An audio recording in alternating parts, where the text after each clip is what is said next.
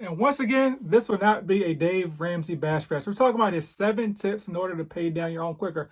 I like some of them, such as a mathematical way to pay down your home quicker, initial planning, which is always key when it comes to buying a home. But also, there's some ones I think are kind of bogus. One is bringing your lunch to work. Another one is the dumb thing he keeps pushing, which is don't use a VA loan if you're a veteran. That is one of the best loans on the planet. But let's get to it. Welcome back to House Rich, the first time homebuyer show where we help millennials figure out how in the world do I buy my first home. Today we're breaking down Dave Ramsey's 7 tips to pay off your home quicker. So let's get right into it. As always though, none of these tips are pertinent unless you're planning to actually live in and pay off the home. Like if the plan is to eventually turn the property into a rental, you don't need to pay off the home quicker because in that scenario, cash flow is king. The goal is financial freedom, not to have a mortgage. Remember that. So tip number 1 is making an extra payment each quarter on your home. So he says more of the payment after that goes towards the principal. Plus, each extra payment will be closer to removing the PMI in a scenario where you've put down less than 20% on the home. The example is a $220,000 mortgage, 30 years, 4% interest rate. We need to find those Dave Ramsey rates because this is a recent article and rates are nowhere near 4%. But here we go. One extra payment each quarter will shave 11 years and nearly $65,000 off your mortgage. But making an extra payment each quarter is pretty hefty for most people. Another option is to divide your payment by 12 and make that payment every month towards the principal balance. This is similar to making bi-weekly payments. So in that scenario, you'll shave about 4 years off your mortgage and save $24,000 over the life of the loan. And last but not least, if you can't do that, either just round your mortgage up to maybe the next $100 threshold or next $50 threshold and make that payment. However you put down, the more you put down, the quicker you'll pay off the mortgage. It's a good tip, but something to consider and put into your thought process is the value of money now versus the value of money in the future, right? So that extra payment you're making each quarter or, 1/12 of the payment you're making each month. Like, what if you actually invested that money? Would you make more than $65,000 over the course of 30 years or $24,000 over the course of 10 years in the other options? So sometimes in the long term, it makes more sense to actually invest that money versus paying it off, especially if they have a super low interest rate like 3 or 4%. Now, if you got one of those 7 or 6% rates, that scenario, it may make more sense to actually put that money towards paying down the debt. But choose your own adventure there. The next one is bring your lunch to work. So he's like the equivalent of bring your lunch to work versus going out to eat. Should save you about $1,200 each year. And if you apply that to your mortgage, you can save about 3 years off the mortgage or about $28,000 in interest. Another scenario is the cliche, don't buy coffee. That'll save you like $90 a month and that'll save you like $25K in interest and shave off about 4 years off your mortgage. I think that's a dumb tip, right? It doesn't really make any sense. It's kind of one of those catchy things. I'm not sure if he believes it himself, but my advice is just increase your income. Like you should be able to increase your income by $1,200 a year. If that's really that important to you, enjoy your Chick-fil-A, enjoy your coffee or wherever you eat your lunch at, then put that extra money that you've earned towards the mortgage or just enjoying your life. Don't have a crappy lunch break just to save yourself $1,200 a year, right? Tip number 3, refinance your home or at least pretend you did. Ramsey recommends converting your 30-year mortgage into a 15-year mortgage. He says, not only will you pay it off 15 years earlier, yeah, the math works out, but also you'll pay much less in interest.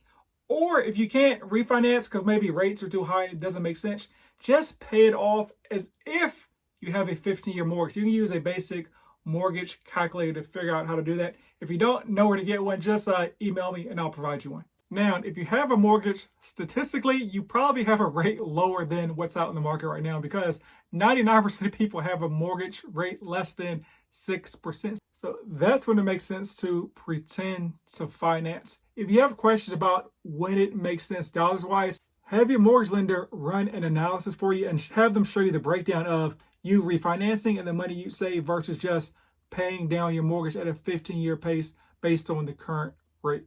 A quick way to figure this out yourself is look at the cost to refinance the home. Yes, their cost of refinancing the home and compare that to the difference in your monthly payment. Number 4 is downsize your home. And I actually like this when it says consider selling your home before paying it off. If you have enough equity in it, you may be able to use the profits to buy a smaller, less expensive home. you may be even able to buy that new home for cash. Or worst case scenario, the smaller balance means smaller payments and you can pay it off sooner. However, in this same paragraph that has nothing to do with VA loans, he says this: Ramsey doesn't recommend that house hunters seek VA loans, which is backed by the Department of Veteran Affairs. They're usually more expensive than conventional loans, according to Ramsey. Well, according to the data, one, they are not more expensive than conventional loans.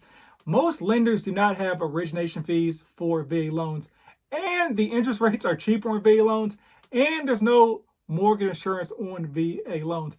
VA loans are not more expensive than conventional loans, first and foremost. Also, it just seems dumb to tell a veteran not to use a VA loan because, spoiler alert, the VA loan is 0% down, but you're not banned from making a down payment, right? So in the exact same scenario where you would have a conventional loan and put down 10%, you can use a VA loan, put down 10%, get a lower rate, and have no mortgage insurance. It just makes no sense. Now back to the original topic of number 4. So the downsizing thing is actually something my wife and I have thought about. It's like, hey, we have a good bit of equity in our property right now, but with home prices, that have shot up like 43%, that equity in our home is going to be put towards buying another home. So we'd have to actually significantly downsize our home, which may be something we do later in our years, but not right now. Number 5, I like the conclusion, not exactly how he got through though. So it says, don't bite off more than you can chew. Who can be upset at that, right? Being financially ready to take on the cost of home ownership is paramount. However, he gives 6 questions you must answer yes to before you can actually make that purchase. Number 1 is, am I debt free with 3 to 6 months of living expenses saved? So the saving the 3 to 6 months of living expenses, that's a great idea. Even if you can get a VA loan or a NACA loan or whatever loan you get with a 0% down payment, you need to have money set aside because something will happen outside of the mortgage. And you don't want to get jammed up and have to be in like desperate straits because you don't have money to cover your mortgage. Because you thought it'd just be, hey, I'm paying $1,500 a month towards rent. I can just keep paying $1,500 a month towards my mortgage. There's never going to be any expenses outside of home ownership. There are expenses outside of home ownership. But the debt-free thing I really can't rock with because you're saying that, hey, nobody with any credit card debt, even if they're being responsible, have a plan of paying it down, or somebody with student loans can never purchase a home. I mean, some people have student loans for like 10, 15, 20 years. 2, can I make a 10 to 20% down payment? Once again, nothing happens at 10%. I mean, 20% is when you drop mortgage insurance. But if you're saving up to put down 20%, think about where home prices are going. So let's say it takes you a year to save up, 20% versus you have like 3 or 3.5% down now.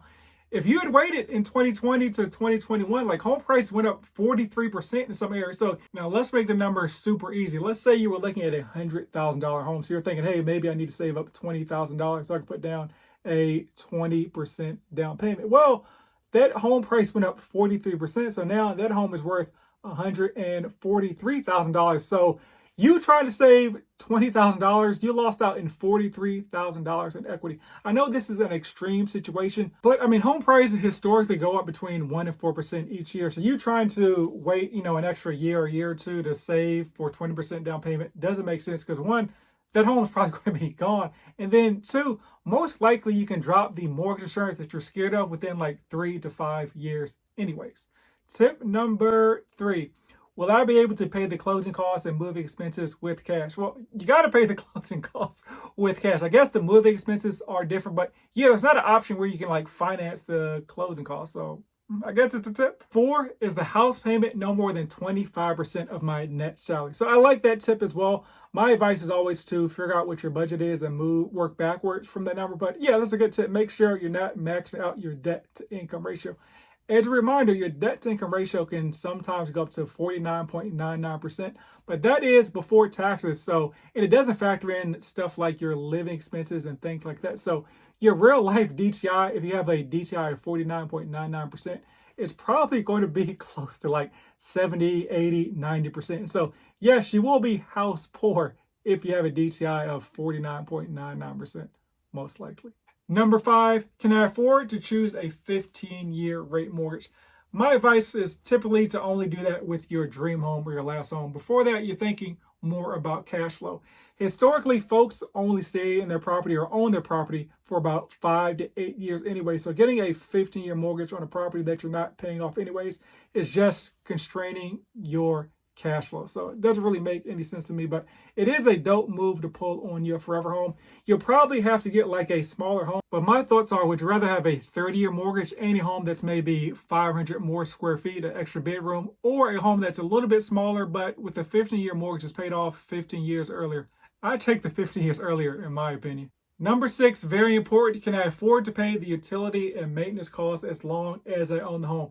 That is a tip a lot of folks forget about. So when you're thinking about your monthly budget as far as your principal, interest, taxes, and insurance payment, also factor in maintenance as well. So if you're like, hey, I think I want a living expense of $2,000 when you're working backwards, actually probably figure one out that's about $1,700 because you have to factor in maintenance that you may not pay every month, but it may be 50 one month, 100 another month, 0 another month, then 500 the next month. So on average, it may be about $200 to $300 depending on your house, neighborhood, and age of the home. Number 6, consult a pro to find the right home. Yes, definitely use a realtor when you're looking to buy a home.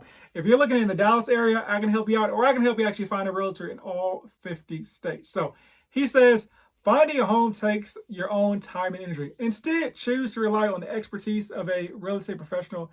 You can find the perfect home and negotiate the price on your behalf so you can be confident you're getting the best deal. Yes, definitely use a realtor. If you're a buyer, the seller 99.9% of the time pays your realtor's commission. So it's literally free for you. And also it's literally what the realtor does. So while you're working your job, in marketing at Target, the realtor is looking up homes for you so that when you get off your job, you can jump right into the car and go look at homes. You don't have to now go home or maybe look during your lunch break and then have to do all this home searching on your own. Once again, it's free as well. Last but not least, definitely not least, the dumb VA loan tip was the least one, but it says maximize your down payment. The key is to put down a minimum of 10% or as much as you can to reduce the amount you need to finance. Once again, my thoughts as always, think about the cost of money that you could maybe invest versus having the money tied up in your property. Once it's in the property, you can't get it out unless you do a cash out refinance, which costs money, or do a home equity line of credit. So those are Ramsey's 7 tips. Let me know what you think down below. As always, buy land. Rumor has it they're not making any more of it.